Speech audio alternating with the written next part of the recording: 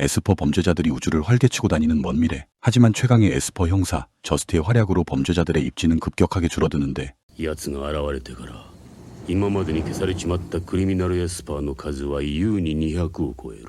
에스퍼 범죄자 일당들은 대장 라비를 중심으로 저스티를 제거할 계획을 세우게 되고 銀河系最強のエスパーと言われる奴を確実にぶっ殺す方法が一つだけある。 바로 라비가 알고 있는 저스티의 가장 큰 약점을 노리려는 것이죠. ドッキングベイナンバー7着艦指示願います。第6デッキ C へ侵入します。デッキ C の誘導波にシンクロ。 2、1、コンタクト。 오늘도 임무를 마치고 파트너와 귀환하는 저스티. 그리고 그런 그를 가장 먼저 반기는 이가 있으니 바로 저스티가 가장 아끼는 여동생 아스타리스. ただいまアスタリス。 라비가 노리는 저스티의 가장 큰 약점이었죠. おい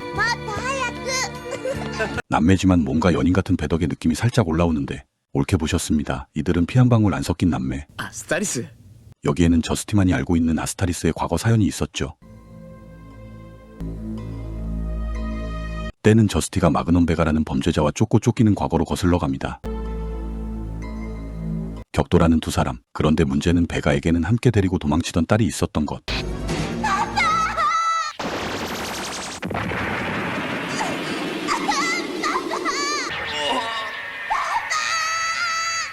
딸이 지켜보는 가운데 베가는 그 자리에서 최후를 맞이하고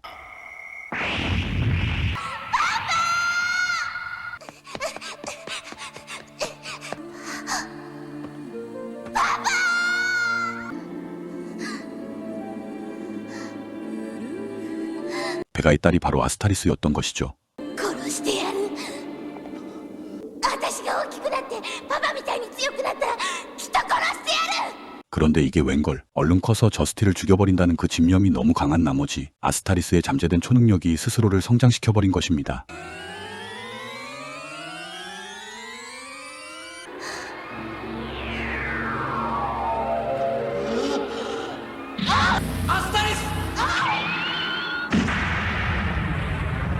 하지만 무리하게 폭주한 탓에 기억을 잃어버린 아스타리스.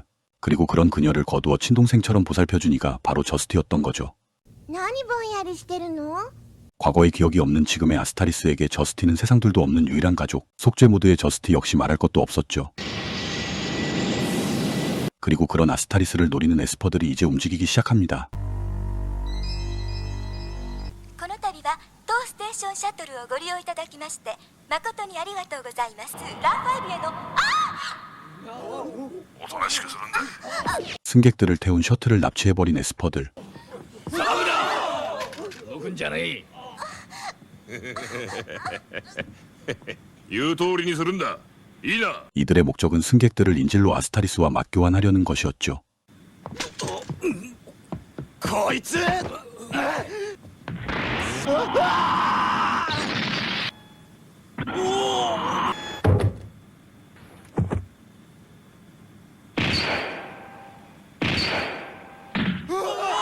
약간 다이아드의 테러범 느낌같이 에스퍼들은 여객기를 납치해버리고 이제 우주경찰의 컨트롤 타워에 자신들의 요구사항을 전달합니다.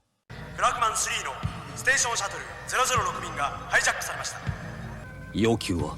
それが我々コズモポリスに対してマグナマブベガの娘を引き渡せと。何だと？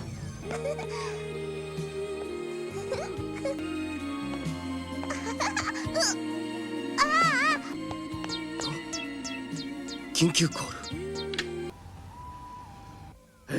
シャトルの人質とアスタリスを。多分彼女をハンタージャスティの刺客として仕立て上げ君の命を狙わせるつもりだろう。彼女の心に残る肉親への情を君に対する憎悪と復讐心に変えさせるのだ。 저스티의 가장 불안 요소를 파고든 에스퍼들. 아스타리스가 폭주했던 그 당시 복수로 눈이 뒤집힌 아스타리스의 전투력에 저스티도 꼼짝 못했기 때문이죠. 무엇보다 아스타리스를 상대하는 것 자체가 지금의 저스티에게는 할 수 없는 싸움입니다. 特別任務だ。アスタリス・ベガを伴い第7中央整形ステーションシャトル006便に向かえ。ラジャー。 그렇게 저스티는 아스타리스를 지키는 임무와 함께 그녀와 셔틀로 향하는데 相手の言う通りにしてればいいんでしょ？お兄ちゃんがついている。絶対に心配はいらない。 저스티의 초조한 속사정을 알리 없는 아스타리스. 그저 최강의 오빠가 곁에 있으니 뭐가 대수랴 싶은 마음으로 셔틀을 향합니다. コナーズコズモポリスからの返事はまだか。そう焦るな。もう来てるよ。こちらコズモポリスステーションシャトル006便。よし、結構結構。それでは早速こちらによこしてもらおうか。任せといて。アスタリスちゃんとやってみせる。 에스퍼들의 요구대로 셔틀에 홀로 향하는 아스타리스. 그리고 여차하면 난입하기 위해 지켜보는 저스티. 하지만 아스타리스에 집중한 저스티는 미처 발견하지 못했죠. 바로 저스티에게서 이탈하는 이 순간을 기다리며 숨어있던 에스퍼 무리들. 今だ。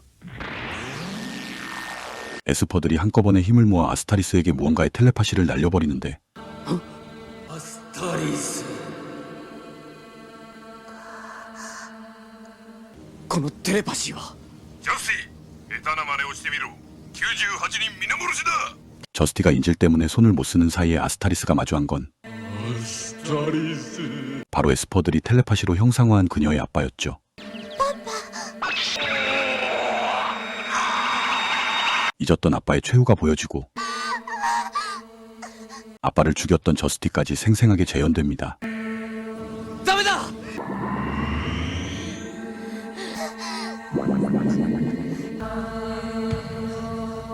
もう一息。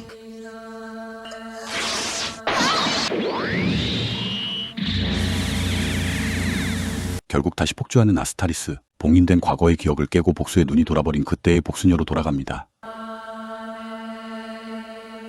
アスタリス。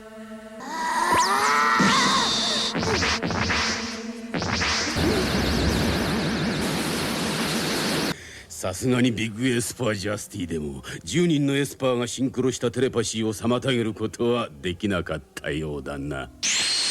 아스타리스와 맞짱 뜰 수도 없고 맞짱 뜨자니 셔틀의 민간인들이 위험해지는 상황.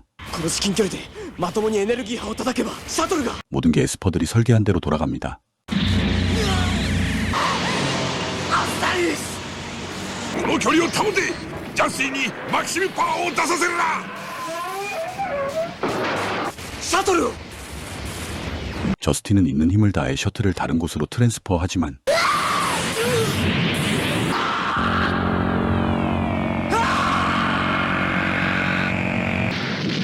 빈틈을 보인 저스티는 아스타리스의 분노에 일격을 얻어맞고 그대로 소멸되어 버립니다.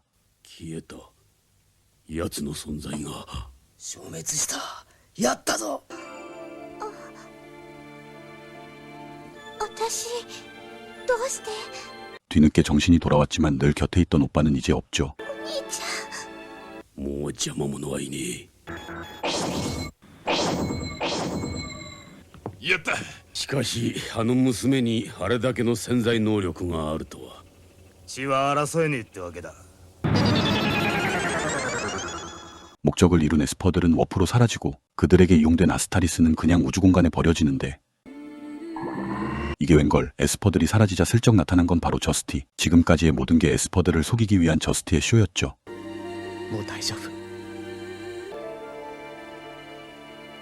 君の心をもてあそんだ奴ら決して許しはしない。 건드려선 안 될 것을 건드린 에스퍼들. 제대로 뚜껑 열린 저스티는 그들을 미친 속도로 쫓아가기 시작합니다. ジャスティ。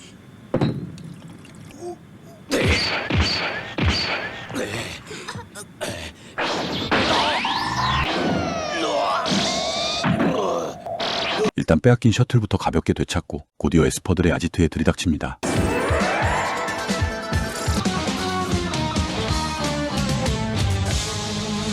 よくもアスタリスを。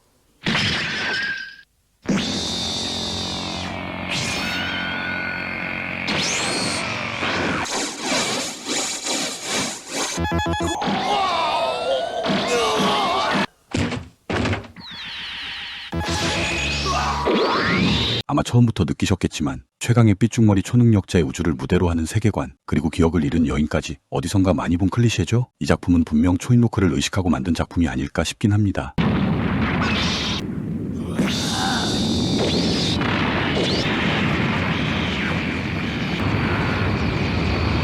저스티를 가두어버리는 라비와 그 졸개들. 하지만 그들이 감당할 수 있는 저스티의 분노는 이 정도가 아니죠.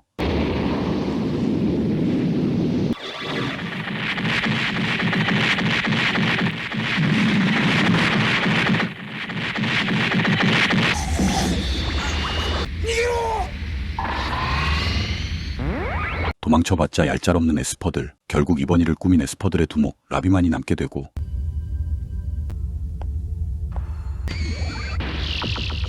アスタリスはもうクリミナルエスパーマグナマムベガの子じゃない。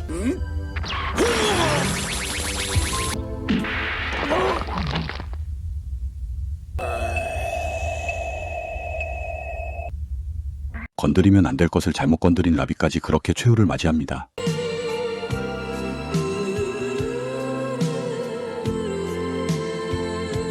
私一つだけわからないことがあるの。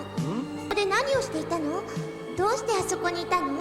危険なお兄ちゃんの仕事についてきたいなんて言うからお仕置きしたのさ。そうだったの。事件発生。シグマ041スタンバイせよ。